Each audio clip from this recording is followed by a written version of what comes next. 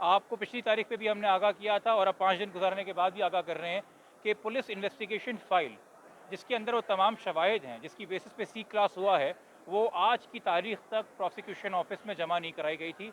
जबकि कानून इस बात पे वाज़ेह है कि जिस दिन चालान जमा हो, जो कि इस महीने की 14 तारीख थी, पुलिस को वो फ़ाइल पूरी की पूरी प्रोसिक्यूशन के पास जमा करा देनी चाहिए थी, ताकि हम बतौर मुद्दई प्रोसिक्यूशन ब्रांच से वो फ़ाइल ले लेते और आज अदालत के सामने अपने दलाइल पेश करते।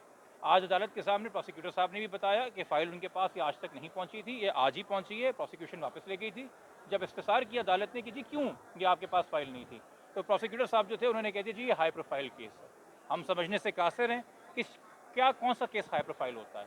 मेरे ख्याल में जुडिशरी के लिए हाई प्रोफाइल केसेस वो होते हैं जहाँ सुप्रीम कोर्ट के कोई ऑर्डर्स हों या हाई कोर्ट के कोई ऑर्डर्स हों, लोअर कोर्ट को कोई डायरेक्शंस हों। ये नहीं कि कोई केस अगर मीडिया पे है या पब्लिक की नॉलेज में तो वो हाई प्रोफाइल हो जाए। हर केस एक क्रिमिनल केस है, अदालत के लिए बराबर से और बराबर का इंसाफ अदालत ने करना है। आज हम मशकूर हैं कि डीपीपी साहब आए, उन्होंने हमारे मौक़िफ़ को समझा और उन्होंने अब सारे डॉक्यूमेंट्स अदालत में जमा कराने हैं। और चूँकि अदालत ऑलरेडी पिछली पेशी पे हमारी एप्लीकेशन ग्रांट कर चुकी है कि जो भी डॉक्यूमेंट्स अदालत के पास हों उनकी कॉपी कंप्लेनेंट को दी जाए ताकि वो असिस्ट करे अदालत को। उसके तहत हमें उम्मीद है कि आज हमें तमाम वो शहादतें, गवाहियाँ 161 की फ़र्द मुशीरें नामे जो हैं मिल जाएंगे, ताकि जुमेरात को अब तारीख इस केस की लगी है कि जुमेरात को हम असिस्ट कर सकें। और हमारा मौक़िफ़ ये है कि सी क्लास के अंदर चलान गलत है। इस हवाले से आपको मैं पहले भी आगाह कर चुका हूँ कि हमने आईजी पुलिस को लिखी एक दरख्वास्त 17 तारीख को, जिसका जवाब हमें अभी तक नहीं आया है कि इन्वेस्टिगेशन ऑफिसर इस केस में चेंज किया जाए। उसका रवैया ये जो मैंने आपको पुलिस इन्वेस्टिगेशन फ़ाइल के हवाले से बताया, हमें अंधेरे में रखने का, हमसे फ़ाइल दूर रखने का, और जिस तरीके से उसने इन्वेस्टिगेशन कंडक्ट की है वो इनकॉम्पिटेंस शो कर रही है, वो अनप्रोफेशनलिज्म शो कर रही है। तो री इन्वेस्टिगेशन इस केस में और एक सप्लीमेंट्री चलान पेश किया जाए। और साथ साथ आज जो है हमें होपफुली अपडेट मिल जाएगा कि हमने जो अर्जेंट एप्लीकेशन फ़ाइल की है मौजूद सुप्रीम कोर्ट में, उस पर क्या फ़ैसला हुआ है और उसकी समाअत अगली वक्त कब होगा। ठीक है,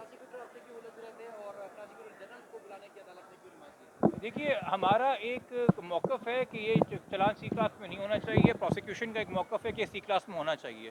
तो यकीनी तौर पे हम दोनों एक दूसरे के ऑपोजिट आर्गूमेंट्स कर रहे हैं।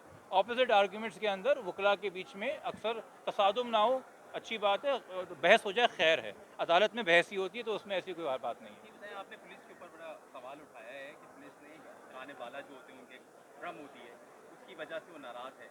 आपका लेटर भी हमने देखा सब कुछ का। अब आप नया अगर तफ्तीशी अफसर होगा, वो भी तो सिंध पुलिस से ही होगा, तो आप उससे क्या एक्सपेक्ट करेंगे कि वो करेगा? देखिए ये कोई फेक इनकाउंटर केस तो है नहीं कि पुलिस अपनी ही क्राइम को इन्वेस्टिगेट नहीं कर सकती। सिंध पुलिस के अंदर हज़ारों लाखों अफसर हैं, डिस्पोजल पे हैं आईजी सिंध पुलिस के। मेरे लिए दिल में बहुत एहतराम है ग़ुलाम नबी मेमन साहब के लिए, वो बहुत सालों से इस सूबे की खिदमत कर रहे हैं। यकीनी तौर पे उन्होंने कई मौक़ों पे इस मुल्क के लिए, हमारी हिफाजत के लिए अपनी जान भी ख़तरे में डाली होगी। और यकीनी तौर पे ऐसे बहुत से होनहार, बहादुर, हम बड़े बड़े दहशतगर्द पकड़ लेते हैं इस मुल्क के अंदर, तो कैसे हो सकता है कि होनहार अफसर ना हो, अपराइट अफसर ना हो, जो प्रेशर बर्दाश्त कर सकें।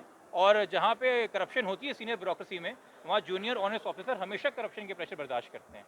तो हम तो अभी भी उनसे एक अच्छी उम्मीद ला के बैठे और हमें यकीन है कि वो हमें नाला नहीं करेंगे, हमें मायूस नहीं करेंगे वो।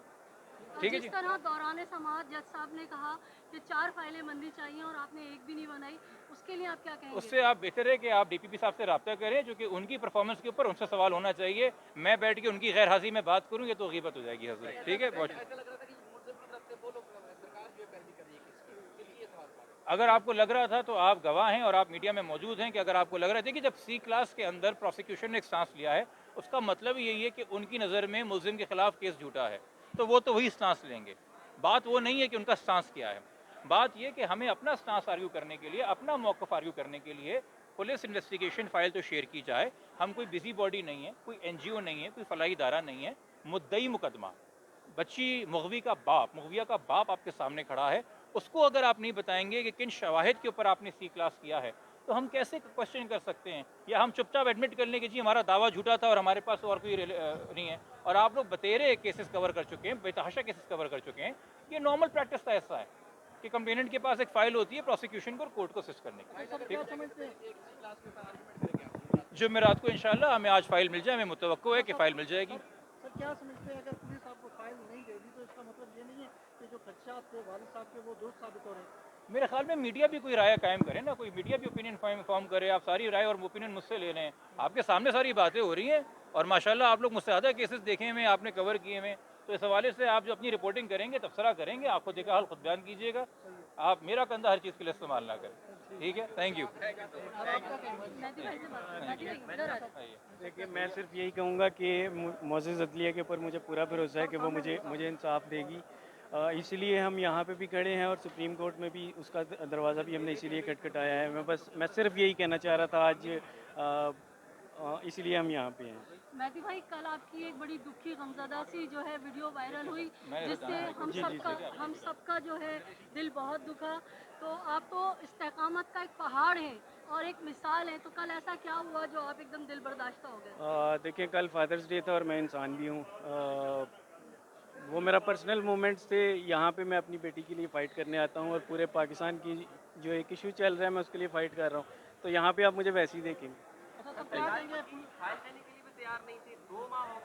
जी, आपके सामने है। वो तो आपने अंदर देखा कि क्या हो रहा था। अच्छा सर, क्या समझते हैं आप? तो पुलिस से उम्मीदें अभी भी हैं जो इस तरीके से पुलिस जो यहाँ पे आकर पेश हो रही है, ऐसे लग रहा है जैसे सामने वाली धुर पे जो है वो साथ है। जी बिल्कुल, उम्मीद है अल्लाह सबको हम सबको हिदायत दे।